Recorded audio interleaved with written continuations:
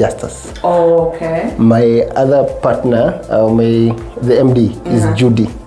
Oh, so hence Jude Justus. Okay. Yeah, that's why the name. Yes. Yeah. So tell me, when you decided to start, what came into mind? Why did you decide, no, what, let me go into the tours and travel industry and not any other industry did you decide to go to? First of all, when I was in campus, I studied business management at MKU Coast Campus.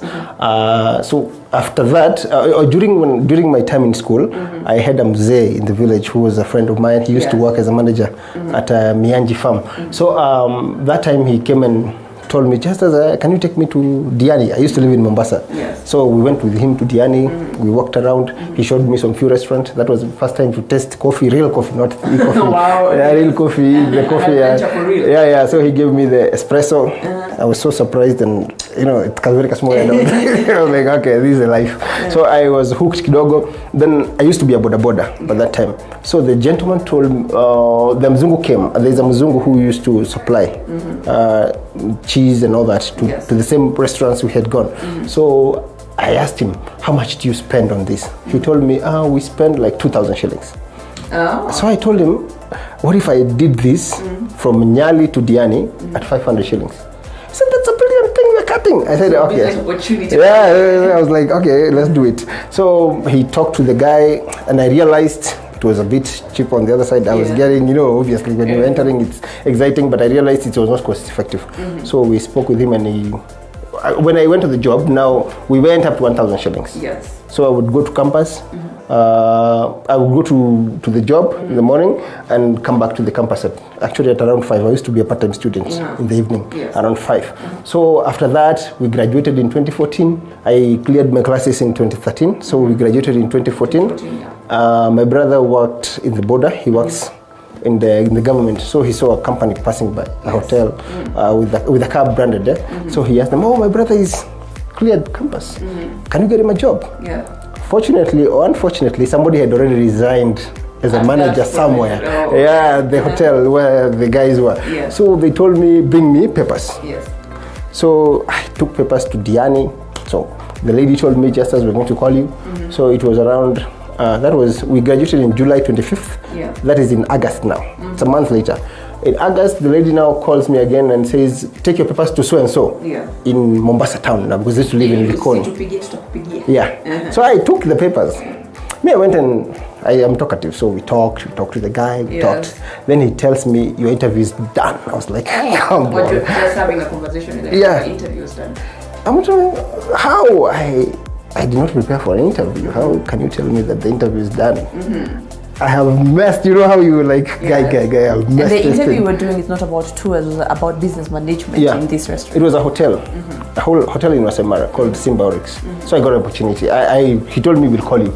I went home, September. He told me, on 2nd we don't call you. On 1st we have another interview.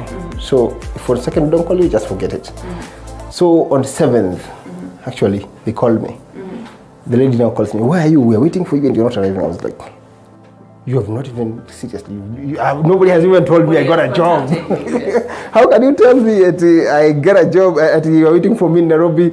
I didn't even have fare. I had to ask for fare. Then I went to Nairobi. The lady picked me to Masai Mara. Long story short, in 2016, that was in 2014, September. I worked there for some time. I didn't know anything, so they had 2 opportunities, manager and accountant. Of course, I'm a finance major, so I would do accounting. But I realized I have a degree in management and they need a manager. So I told the guy, I can do both. I can do both accounting and management. A jack of all trades. I was from that life. So the gentleman now, he came and told me, we discussed about salary and all that. We could not agree. Then we agreed because now we had to, Then he gave me 3 months. That I give you 3 months to operate. You don't have any knowledge about hotel, nothing about hotel, So we give you 3 months. But a major what I was supposed to do is marketing. Now that's where my knowledge in Boda and handling people came in now. I told him, give me 3 months. In October, I went to Nairobi. So I went to the companies, I did a lot of works. Then when I did the works in town and talked to the people, they embraced my idea and me. So I started being one of the leading companies in Mara now, that time. And when you're doing this, is all about management. You've still not gotten into your passion. No, not even two operators. So when in 2016 I resigned from the job. Actually, 2015 December 31st, I wrote my resignation. Yeah, so I resigned. So when I resigned, I went home in Mombasa. So I came back 2 weeks later because I had a business. I passed by a friend somewhere in Nairobi. Then he told me, Justus, oh, I know you are a manager, I can employ you again. So that's when the idea of starting a Mayan luxury camp came in. Okay. So we designed the whole camp, we did what. In 2016, the whole of it, we built the camp. 2017, 2018, we started business. That is now, I've worked for the company 5 years. Okay. Now it becomes one of the most luxurious camps in the Mara. Okay. It has a jacuzzi in every tent. Now, during that time, SGR opened up. Yes. And the same guy who we had spoken with gave me an opportunity to go work in SGR. Yes. So I would organize trips for SGR and that and that. So I learned a lot. Then I got passion for travel now.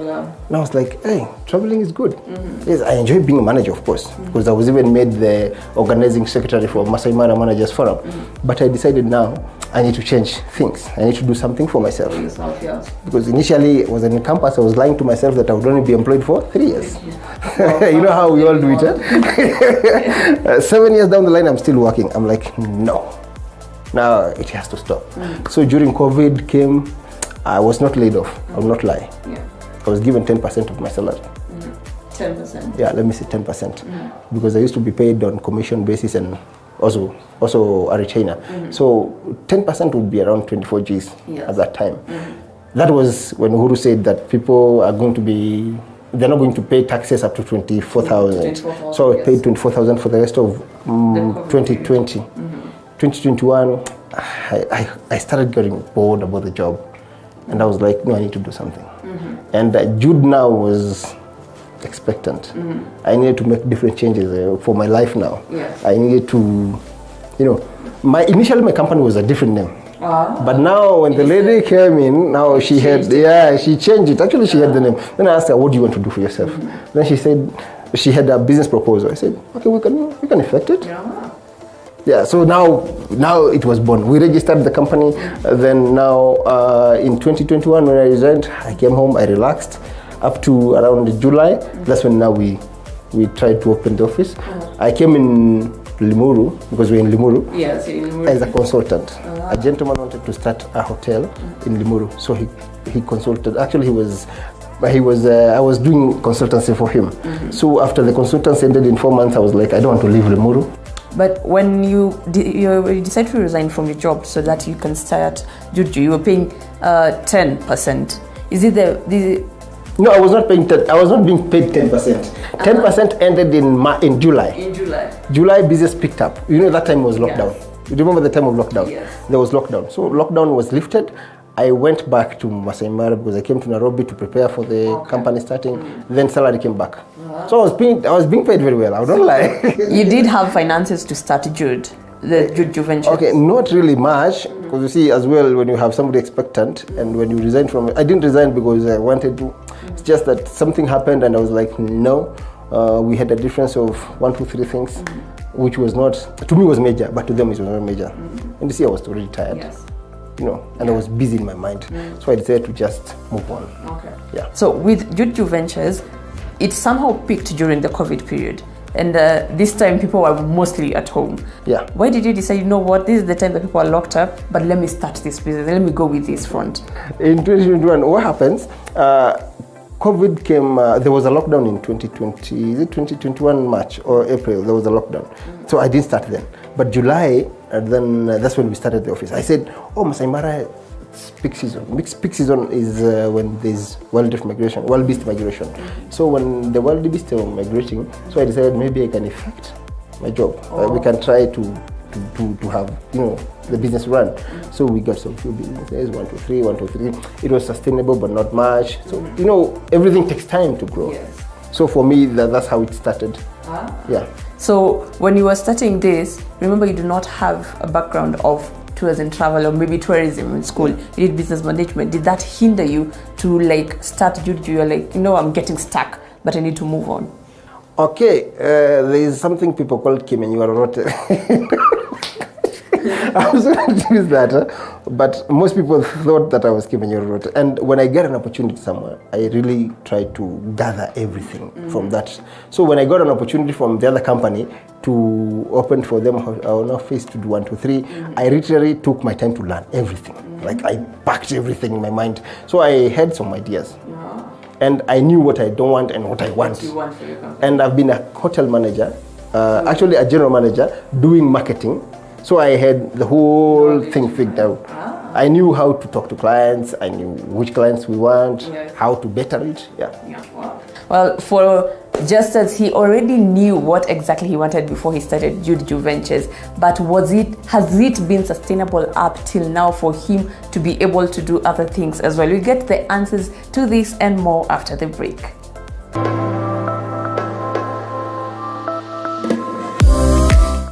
You are watching TV 47, the home of untold stories.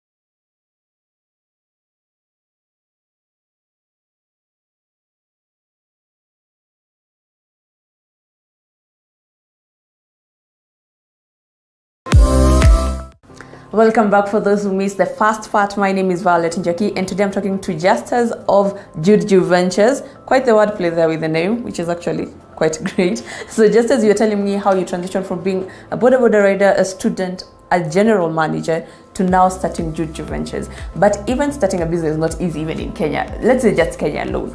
But you decided to start one in the middle of a pandemic. What are some of the challenges that you faced during that time? You were like, you know what? Business is like, by the way. True, it happens. Now, during COVID, people didn't travel. A lot of people didn't have money. Like I told you, even myself, I didn't have a lot of money because I was being paid 10%. We could not travel. But you see, the major challenge was that there is no business. You'd get one client. Then you try to play with it. And then, at that time, so what I decided to do when I was starting up, to cover on the challenges, I took in trainees to help us in the business.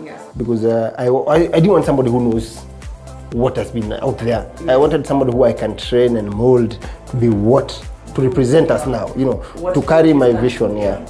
So now we decided to have different people. So the hostess and the other tour operator, actually two consultants, they came in as trainees first, and I really appreciate for that. I really appreciate them for that because they bought the vision and we've been doing it. Major challenge, no business. And you see, when you're introducing something new to the market, you can't beat big companies, but now you try. You have to start from somewhere. Yeah, you ask God's grace to guide. Please help me, man. For a tours and travel company, you have to have like the vans or the cruisers that I see that people use for travels. Were you able to get that, or how does Judeju Ventures work? Okay, now let me be honest about the whole thing, because most people are not trying to be honest about it. Most people don't own. Most companies don't own the vehicles.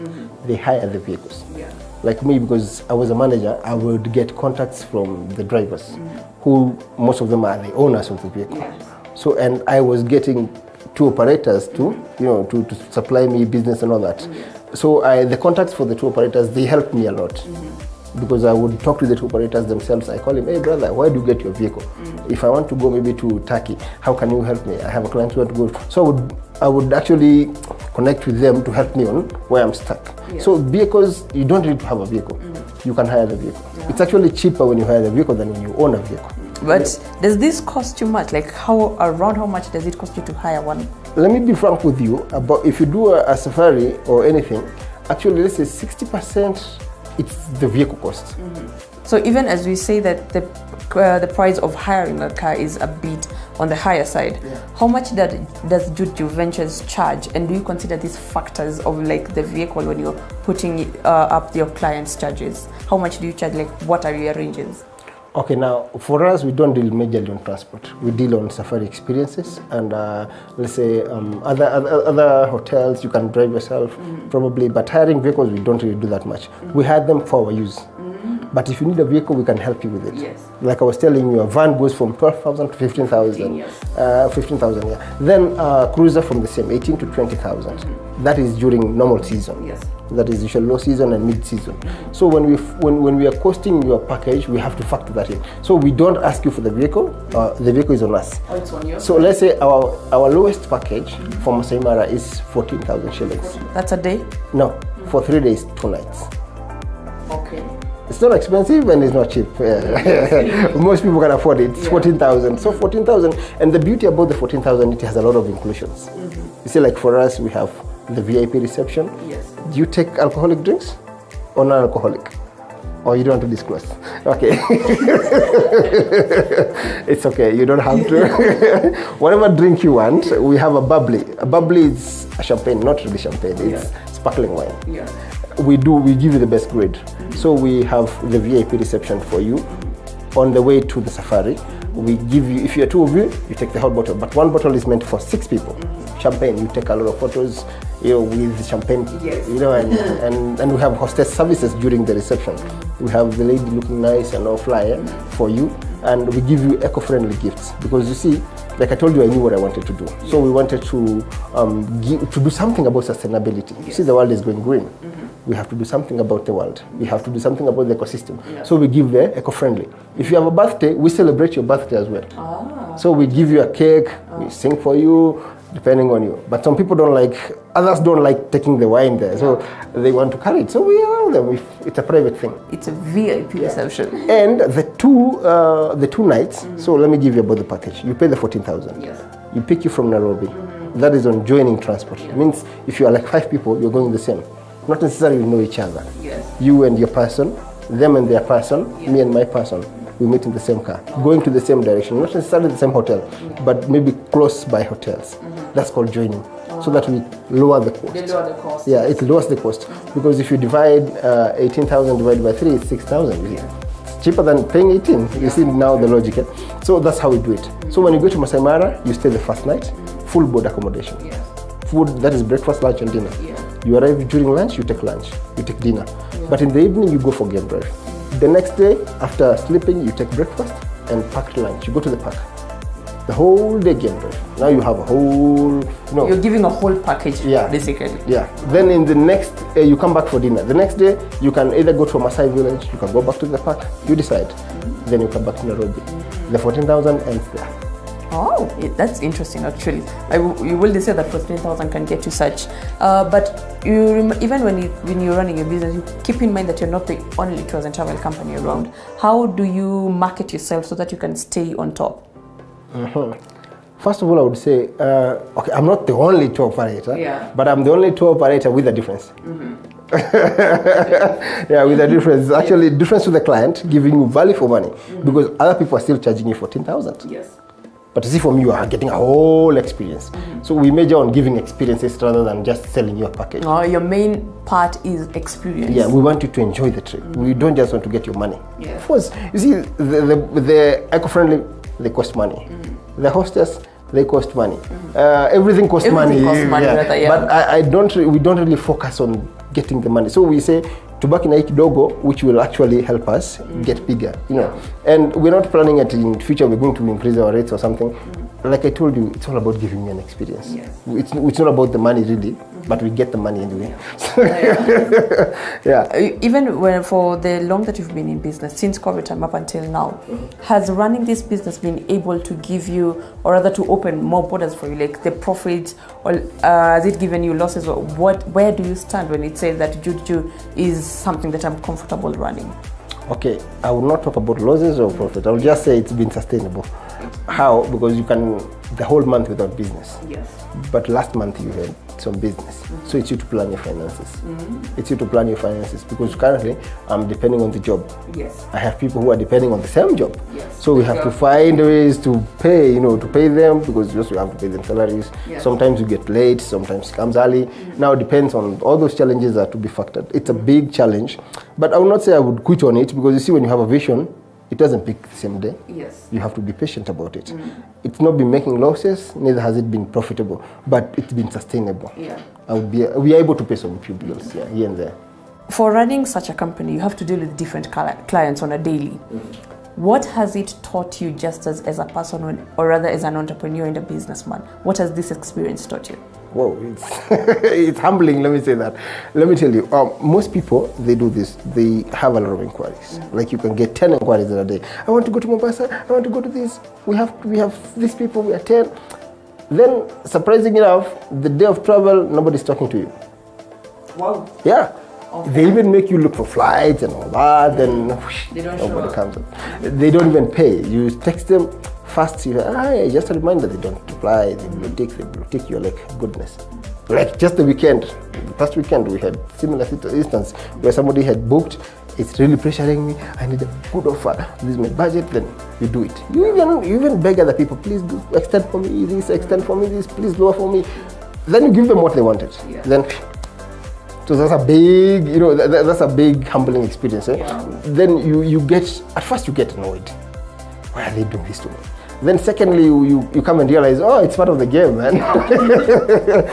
Some people maybe call you to give you hopes. Some people just want to play with you. Some people are serious, but they have a better offer. Maybe something came up and they're too shy to say it. Maybe it's a girlfriend who was promised by a boyfriend. And then in the evening, the guy, I'm a cool affair, but the lady, I'm a ghost. The ghosting factor, you're like, goodness. Yeah. You have to understand that. So you come in, unasema tu, mine is mine, itakuja. And what advice will you give someone who wants to start such kind of a business, keeping in mind that it's not always a flowing season when it comes to True as a travel? A lot of downside. Now, usually, you do this is something you do out of passion. When you're coming into tourism business, do not expect that you're going to pick tomorrow. You see, there are people who've been here already, who have established, who, and even everybody, even the kids know their name, Yes. And there is you now who is coming up, probably don't even have a website. Yes. And you want to start, it's a challenge, and you don't have the big bucks in your pocket. And if you have the big bucks, you end up spending wrong. Yeah. Because you see, you may end up doing a lot of marketing that doesn't bring money, Yeah. Like nowadays, there is this celeb thing. Yes. People are using influencers. Bring back what you expect. It's good, really, but not always bringing back. Yeah. It gives you a name, but not necessarily money. Yeah. Like how celebs say in Kenya, oh, tunajulikana lakini hatuna kakitu. Yes. Yeah, you get a name, but the money doesn't flow in. Yeah. So you have to have patience. You have to know this is what you want. Otherwise, if you don't know this is what you want, please don't come. Yeah. A lot of people have come and they've just given up. Yeah. It's very humbling, and you have to be patient and know how to talk with people, because there are people who you didn't mess them. Let me give you an instance. You booked with me. Yeah. You have a birthday. Yeah. You communicate that to me. I communicate with the hotel. Yeah. Then the hotel doesn't do nothing about it. Yes. Now what happens? You after me now. Yes. Now that will be a problem for you, the person who planned. Now you have to be patient, and you know how to deal with complaints. If you don't know how to deal with complaints, deal with a lot of people in the process. Yeah. And so even as we wind up, if one wants to get in touch with you or wants to get your services, how would they do that? So we have, first of all, we have social media. Our Facebook page is Judeju Ventures. Just Judeju Ventures. Actually, it's the only one with the hostess. You see a hostess somewhere, If you see a tour company using a hostess, don't even ask questions. That's Judeju Ventures. That's Judeju Ventures. So you can do our social media. Our Instagram is the same. Currently, we don't have a Twitter. Our numbers, it's 0724 59 9998. 4 nines. Yes. The other number is 01 12 31 71 91. Yeah. Thank you so much for your time, Justus, and thank you for your insights. Yes. Well, apparently, tours and travel is not as easy as you think, and patience and passion is what you need to be able to prosper in this industry. You do not expect it to just amka imeenda. No, apparently those are not your expectations. Well, that is all we had for you here today on The Grind. Remember to talk to us on TV47 KE. Tell us which business do you want us to feature next? Who do you want us to see us talk to? Until next week, when I get to meet another business, another entrepreneur, my name is Violet Njeki. See you then.